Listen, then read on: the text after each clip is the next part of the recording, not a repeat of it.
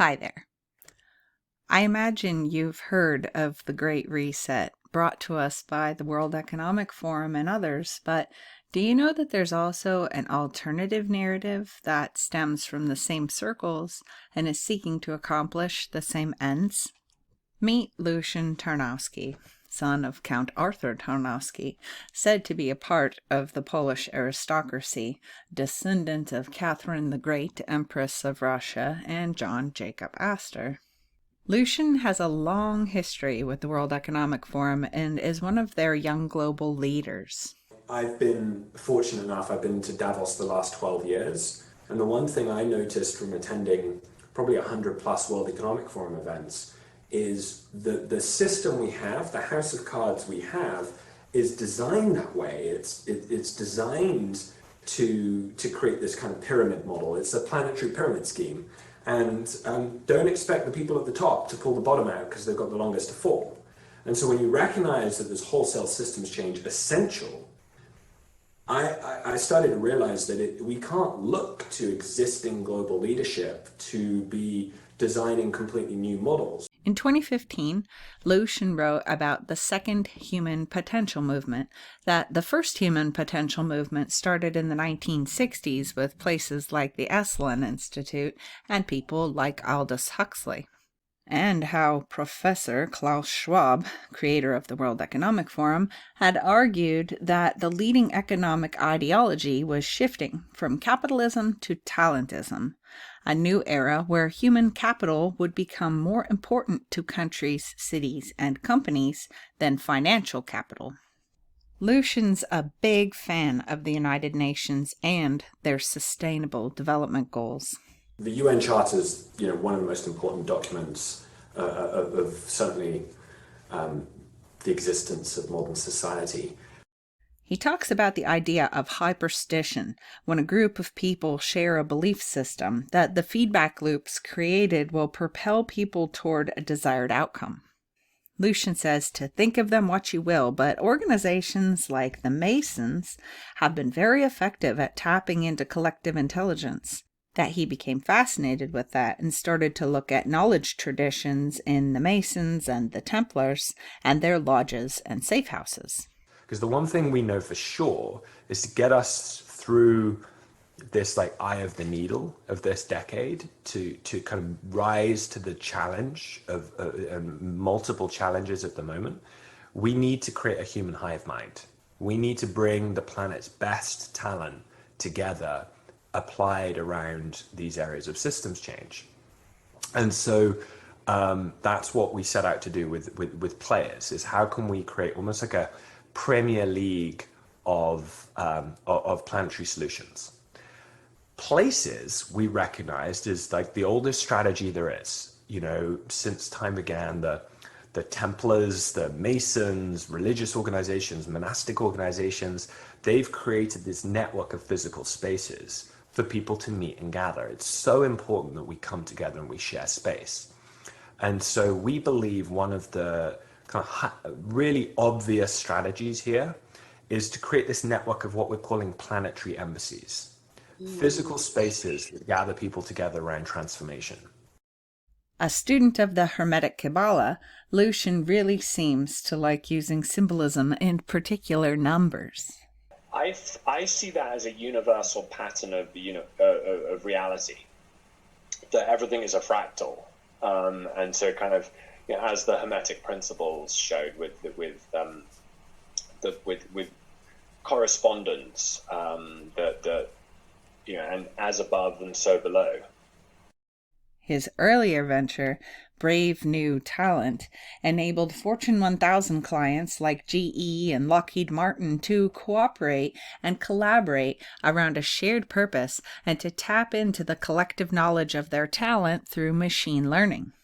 His current venture, Sivana House and Foundation, is said to be all about how to connect the people, the talent, the capital, and the knowledge necessary to create the wide-scale shift for real global systems change.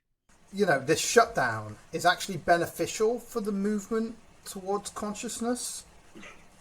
Yeah, for sure. Yeah. I mean, I don't think a caterpillar can become a butterfly without a chrysalis.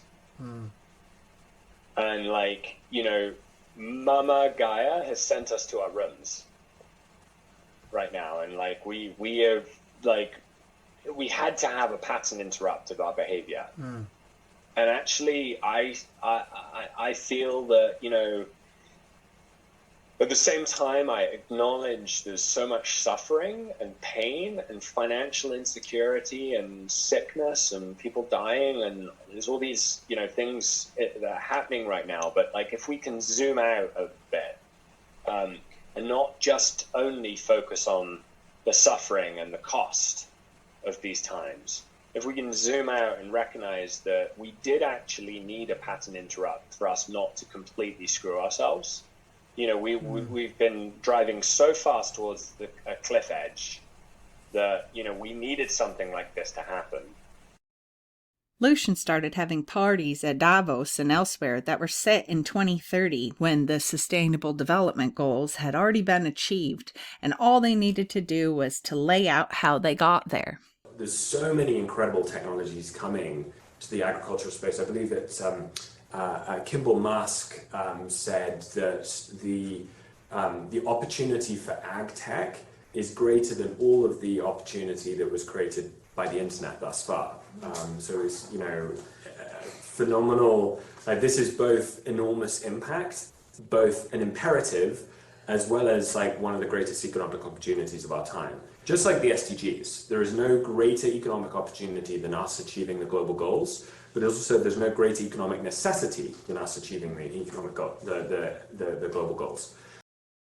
To help develop that story, Lucian founded the Unified Planet Game, the UP game, to enable 2030 civilization prototyping necessary to deliver on the Sustainable Development Goals and beyond, with the ultimate intention being to gather as many leaders of the Great Transition as possible, creating a decentralized United Nations for communities to accelerate the evolution of regenerative culture. So the game itself, the Unified Planet, is actually our intention is that it will be created as a platform cooperative where every player is an owner of the game. Right. Brilliant. And our goal is to have 1 billion players by 2030. But like starting with this magic number of 144,000, because it's a kind of fun number.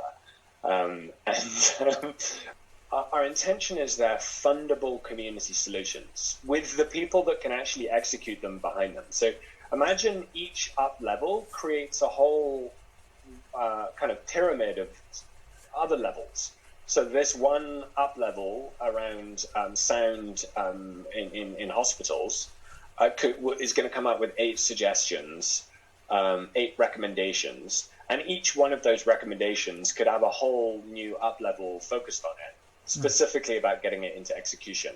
So I would say like part think tank in terms of applying self-organizing collective intelligence, but also like getting shit done, like actually moving it into action.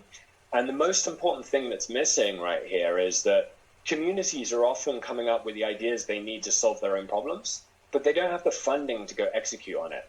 So if we can organize funding in such a way that communities can be like effective recipients of capital to affect social change, we think that's a really high leverage area of impact. We've talked about their idea of regenerative.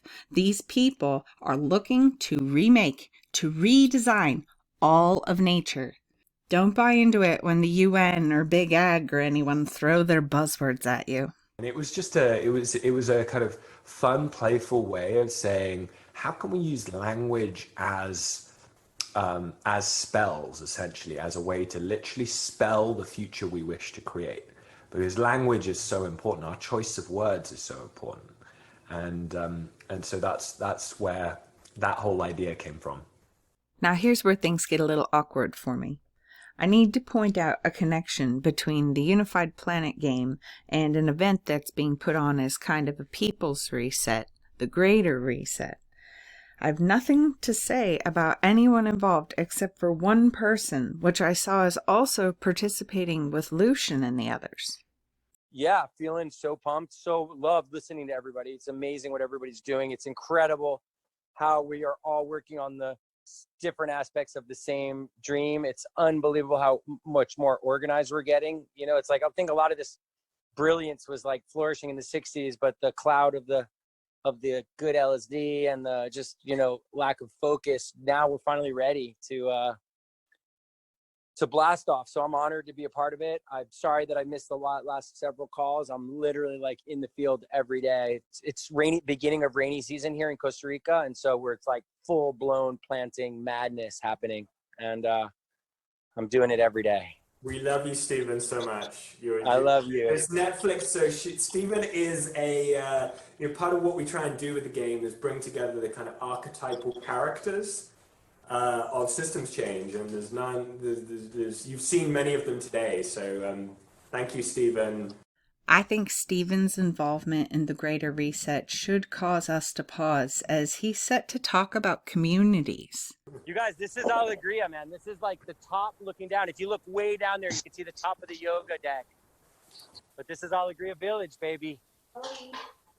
You guys, it's exploding. You guys, everything here is we've sold 7 lots in the last 2 weeks. Like people from all over the world are extending. And we have we have a show on Netflix all about what we're doing coming out on July 10th with Zac Efron. So I'm ready for serious exposure. But what sort of road will he lead people on as a part of the Unified Planet Transition Team, with their eyes on the prize of the SDGs and this localized, decentralized United Nations and the human hive mind? My hope is that we could have at least 1 million people connected, working together as part of this planetary hive mind, playing this game on what could be best described as the Earth shot. You know, we had the moon shot, now we've got the Earth shot, which is this goal by 2030 to create this system, win for all system. Maybe he's a good guy, just mixed up with the wrong people, or maybe he knows where the up game is meant to take us, right in line with the World Economic Forum and their Great Reset and the United Nations as they transform our world with their so-called Sustainable Development Goals. I just spent my whole morning today working with one of our nursery guys where we're literally repainting Costa Rica with bridges. I started a couple of eco villages. The one that I live in is called La Ecovilla. There are currently 45 families living there from 22 countries. We have 50 kids in the school that the parents co-created. We recently purchased the property next door, which is 170 acres. We're doing 120 more lots. This is all merged with massive reforestation, massive food forest, major food production. And we're focusing now on elders. We're creating a whole elder village. And now we've just identified 4 properties around us. Our goal is to get a replicable model of 1,001 hectares, which is 2,400 acres, and literally create this model that merges conservation, reforestation, regenerative agriculture, food processing, cooperative farmer, brand-driven agriculture. I think what I would want to bring to this conversation and to anyone that is working towards goals like this is the genetics, how important the genetic piece is. We need to get massive nurseries in all of our land projects, spreading the best genetics, not only on our own properties, but in the bioregions where we live. Oh, and yesterday we launched the Ecoversity. We had Alex Gray and Charles Eisenstein and a whole cast of beautiful characters. We had 3,500 people register. We want to be a platform for anyone, anywhere that wants to start teaching really this global redesign skills. I'm afraid a lot of good people might be tricked into participating with the wholesale redesign of life on Earth, especially through the buzzwords like regenerative ag. We've talked about this. Don't let the good feelings built up around these weaponized terms. They're spells, remember? Don't let them trick you. If companies aren't serving the common good, they don't deserve to be in business. And so I think now, like, more and more consumers will be looking to make active choices with their dollars and really vote with their wallets. And so I would say, there is going to be a return to community, a return to small, a return to local, a return to the high street, a return to, kind of victory gardens and, living local and celebrating, like, look, artisans and that kind of thing. I definitely see that happening. And at the same time, the journey of these like giant corporations is not over. My invitation is, how do we think about this as a kind of include and transcend? Give these companies the ability to be part of creating a planetary commons. It's one thing to use nature as a healthy and truly sustainable way of living and feeding ourselves. It's a whole other thing to set out to recreate nature and then call it regenerative or sustainable. We need a full stop to their laboratory life. It's hard. Their remade nature is everywhere. But if you really want to care for this planet and do your part to make things better for the life here, you have to start by taking responsibility for how you're participating in the redesign, their reset, and then work to step away from it. If enough of us did this, I have to think that it would make a difference. We do need another way to go if we're going to ask people to break away from the prescribed path, but we need to watch where the narrative comes from. Their plans and designs are long range, and their tentacles are everywhere. Please consider sharing this information. The sources are linked in the video description below. Thank you for listening.